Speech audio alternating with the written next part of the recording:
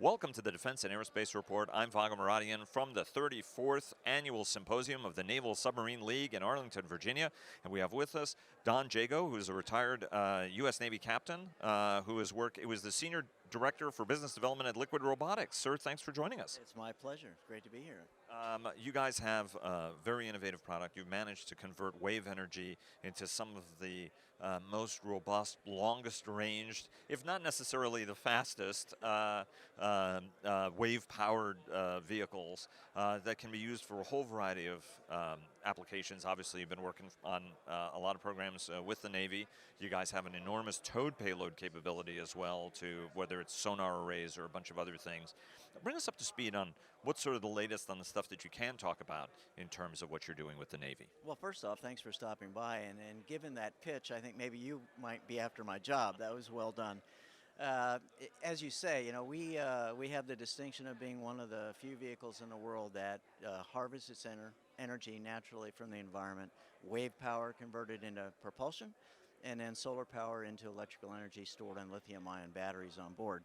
And so by virtue of that, sort of that secret sauce for us allows us to stay at sea for very long periods of time. So endurance, persistence is kind of our bread and butter.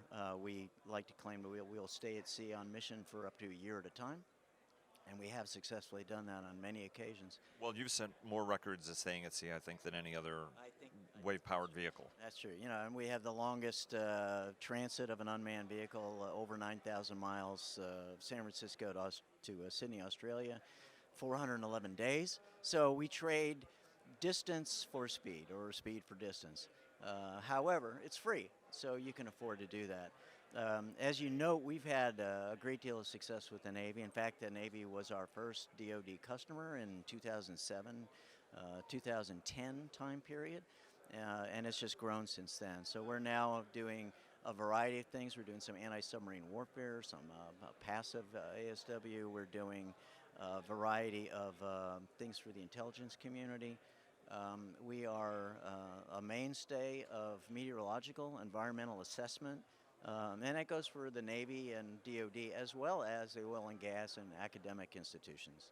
Because that's right, because you guys do it as a service. So a whole bunch of people, whether they're for energy exploration or anything else, can use you as a service. Is that one of the models you're looking for the Navy to use it as a service as well, or is it more of a direct acquisition model you're looking with the Navy? It's a good question. I think that direct acquisition, you know, in my Navy background at least, you know, the Navy likes to own boats, and it's a small boat. So far from an acquisition strategy, it has been more purchase and then being used either by partners who may be like one of the big primes, a Lockheed or a Boeing. As you mentioned, we have a great strategic alliance with Boeing, Leidos, Thayer Mahan, Northrop Grumman, great partners. So we're on a number of fronts. So it may be that they're purchasing these for the government. Over the years, Gary Geisen, but also Bill Vass, who was early on your top executive, talked about the scalability of this technology. That some of these have been getting big. How big are you envisioning it getting? Sort of from the baseball line model, which was the wave glider, to where you think, from an operational perspective, how large will that vehicle be? So you're talking about the actual discrete vehicle? Yes, sir. Okay, so there are two ways to look at that. The first is Gary Geisen has made, I think, some great points here recently about the digital ocean, and that we're trying to be the instrumentation of what he calls the digital ocean. That is getting more discrete points out into the oceans of the world.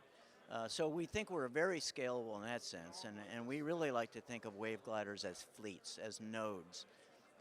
However, we also know that it will scale. The original models that Roger Hine, our inventor, put together to prove that this capability would work were about 2 feet long. So we know it will operate at that small size. And we have, for ONR, built a vehicle we call PASC, the Persistent Anchorless ASW system. PASC was about 20 feet, just 19 and a half feet long. We know it'll scale up to that, and it swam quite well. So it will depend on where the market takes us. There would be advantages to being larger. You get a larger surface area, et cetera, for payloads. On the other hand, you become more visible and less, I don't want to say clandestine, but less covert than we presently are.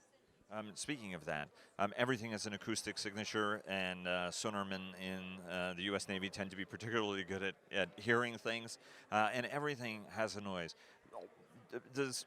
I can imagine that it has a particular signature given the panels are constantly flapping up and down. But what do you guys do to mitigate, for example, radiated noise, which is a challenge for everybody in the undersea realm? It is, but in this case, there really is no measurable radiated noise. We believe, and we will do self-noise assessments.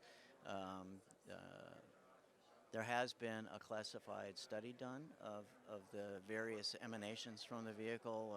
Infrared, there is none because it's cooled by ambient seawater, so there's no infrared signature.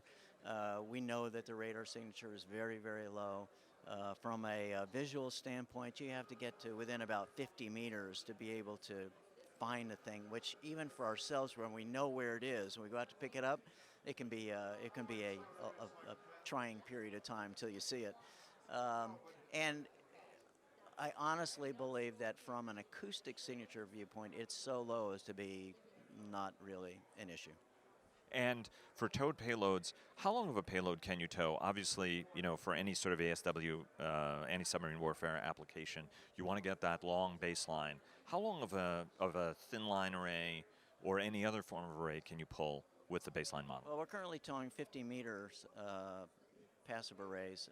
We have done prototyping of a 100-meter long array, and there's so little drag. It's about a 10% hit based on drag, so very little. These vehicles have a very high amount of, I guess you would call it torque. They will pull an enormous amount. 1,000 pounds of mass can be easily towed behind an SV3. So an array is really not a substantial issue. Sir, thanks very much for joining us. My pleasure. Thank you very much. I'll see you next year. I'm looking forward to it. All right. Thanks very much.